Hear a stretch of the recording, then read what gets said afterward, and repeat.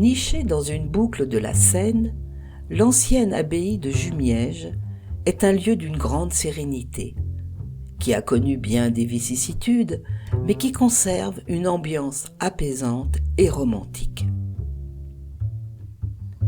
Outre ses ruines imposantes, elle doit aussi sa renommée à une légende sanglante, celle du roi Clovis II et de ses fils.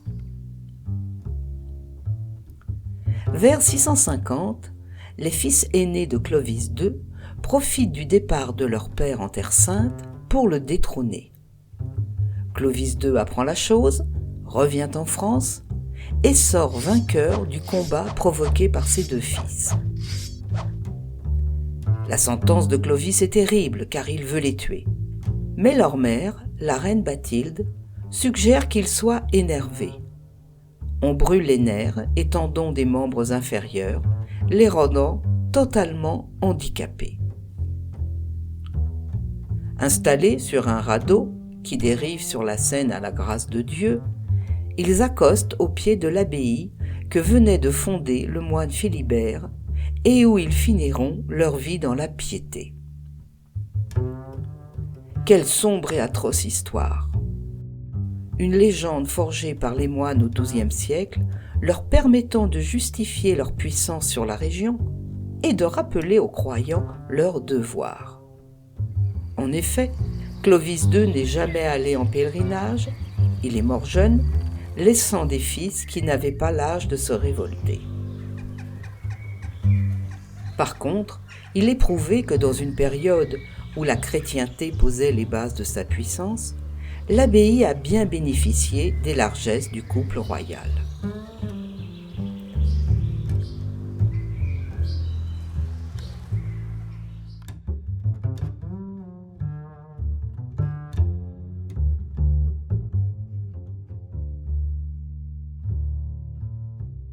Dans la veine romantique du XIXe siècle, le peintre Évariste Vital-Luminet choisit de mettre en scène l'accostage des naufragés.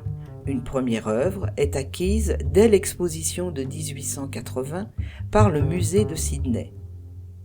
Et dans un second tableau, acquis par le musée de Rouen après la mort du peintre, on y voit toujours les deux garçons, gisants et inertes, mais une bougie et un reliquaire fleuri signifient la protection de Dieu.